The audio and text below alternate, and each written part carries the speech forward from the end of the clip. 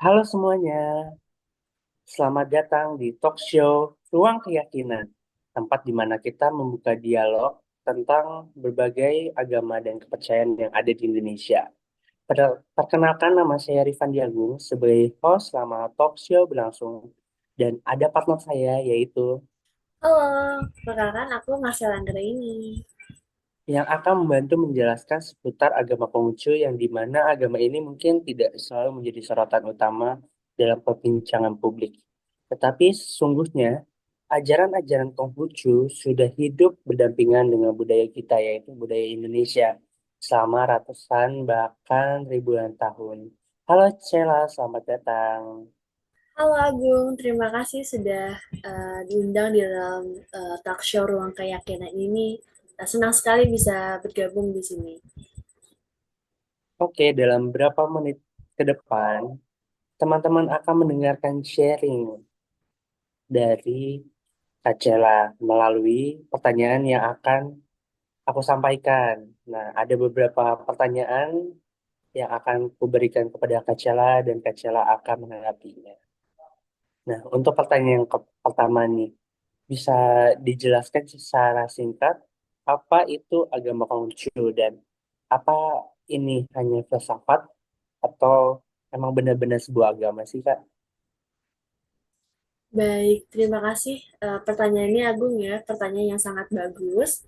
Nah, sejauh yang dipelajari, agama Konghucu atau Ruchiao dalam bahasa Mandarin adalah agama yang berasal dari Tiongkok atau negeri Cina.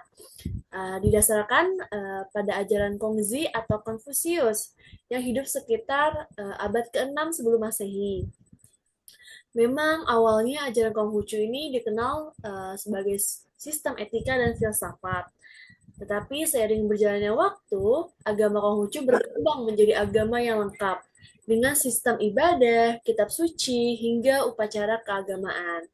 Nah, di Indonesia sendiri, agama Konghucu telah diakui sebagai agama resmi.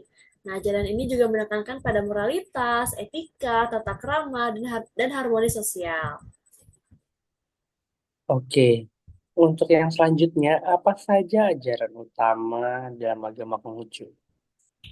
Baik, untuk ajaran utama dalam agama Konghucu bisa dilihat dari beberapa konsep utama. Yang pertama itu ada 5 kebajikan atau wuchang, terdiri dari ren, cinta kasih atau keperikemanusiaan. Terus ada yi, kebenaran atau keadilan.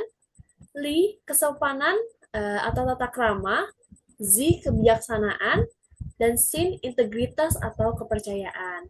Lalu yang kedua juga ada 5 hubungan atau yang biasa dikenal ulun yang menekankan pentingnya relasi sosial antara penguasa dan rakyat, antara ayah dan anak, antara suami dan istri, antara kakak dan adik, dan antara teman dan teman atau sesama yang kita temui. Nah, ajaran Konghucu juga sangat menekankan nilai keluarga, pendidikan, dan keharmonisan sosial. Lalu juga ada konsep Tian atau Tuhan, juga sangat penting dalam agama Konghucu. Nah, Tuhan dalam ajaran agama Konghucu sendiri dikenal sebagai Tian yang Maha Suci dan menjadi sumber moralitas. Wah, aku baru tahu banget nih, Kak Cela. Kalau misalnya Tuhan dalam agama Konghucu biasa disebut dengan Tian dan juga lebih menekankan pada nilai keluarga, pendidikan, dan keharmonisan sosial ya. Ya, betul Nah, sekali. untuk yang selanjutnya nih, untuk pertanyaan yang lebih mendalam, bagaimana praktek ibadah dalam agama Konghucu dan apa ada ritual khusus? Baik, tentu dalam setiap agama pasti ada beberapa ritualnya sendiri ya, terutama di agama Konghucu sendiri nih juga ada banyak praktik ibadah yang khas dalam agama Konghucu. Nah, beberapa di antaranya yang pertama itu juga ada sembahyang kepada Tian. Nah, itu biasanya dilakukan pada hari besar seperti Imlek, Cap Gomeh, dan hari lahir Kongzi yang biasa dirayakan pas setiap tanggal 28 September. Lalu yang kedua dari ritual bakti kepada leluhur. Nah, ini juga sangat penting karena menghormati leluhur adalah bagian dari ajaran agama Konghucu. Lalu yang ketiga juga ada bacaan kitab suci. Nah, seperti Shishu atau 4 kitab dan Wuqing itu 5 kitab. Menjadi kitab ini menjadi berdasar pendidikan moral dan ibadah dalam agama Konghucu. Nah, ibadah yang biasa dilakukan oleh umat Konghucu itu di Litang yang biasa dikunjungi. Nah, umat juga aktif dalam kegiatan sosial, pendidikan, dan juga kebudayaannya. Seperti itu, Agung. Oke, nama rumah ibadahnya adalah Litang. Bagus sekali ya. Terus ada kitabnya juga dan juga teman-teman yang sering mendengar kata Imlek. Nah, ini Iya. ternyata sembahyang kepada Tian atau kepada Tuhannya yang biasa dilakukan oleh teman-teman dari umat Konghucu.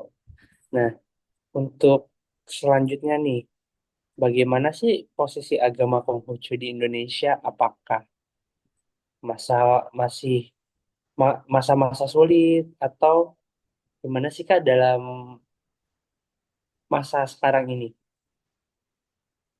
Baik, terima kasih Agung. Pertanyaan yang sangat bagus ya untuk melihat perkembangan eh, agama Konghucu di Indonesia saat ini. Nah, awalnya agama Konghucu sempat mengalami masa-masa sulit, terutama pada era Orde Baru, yang dimana ekspresi budaya Tionghoa dan ajaran agama Konghucu dibatasi. Namun sejak era reformasi, khususnya pada tahun 2000-an, Konghucu baru diakui kembali sebagai salah satu agama resmi di Indonesia. Nah, saat ini juga sudah ada Majelis Tinggi Agama Konghucu Indonesia atau yang biasa dikenal Matakin. Nah, yang menjadi organisasi keagamaan resmi seperti sekolah-sekolah, sekolah-sekolah agama Konghucu, rumah ibadah, dan juga perayaan keagamaan juga sudah kembali tumbuh. Walaupun jumlah penganutnya juga tidak banyak, tetapi peran agama Konghucu ini juga sangat penting ya dalam memperkaya keragaman spiritual bangsa khususnya di Indonesia saat ini.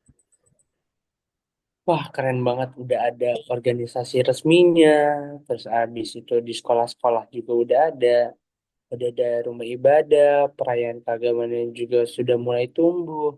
Nah, pesan apa sih yang bisa kita petik nih dari ajaran Konghucu di era modern ini? Karena kan sekarang udah masa-masanya digital ya. Jadi menurut Kak Cella, apa sih yang pesan kepada teman-teman yang ada di sini yang mendengarkan?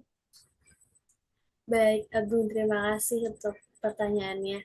Nah, ajaran agama Konghucu sangat relevan ya, terutama dalam membangun masyarakat yang beretika, sopan santun, dan saling menghormati. Nah, dalam dunia yang saat ini semakin individualistis, nilai ren atau cinta kasih dalam agama Konghucu ini menjadi sangat penting. Begitu juga semangat pendidikan dan introspeksi diri yang bisa membentuk karakter generasi muda. Seperti itu. Wah, banyak sekali yang saya dapatkan dari Kak Cella mengenai agama Konghucu. Luar biasa sekali. Terima kasih banyak Kak Cella untuk penjelasannya. Dari perbincangan ini, memang kita belajar sih bahwa agama Konghucu ini bukan hanya warisan budaya Tionghoa, tapi juga warisan kebijaksanaan dunia yang sangat kaya akan nilai normalnya, moralnya juga.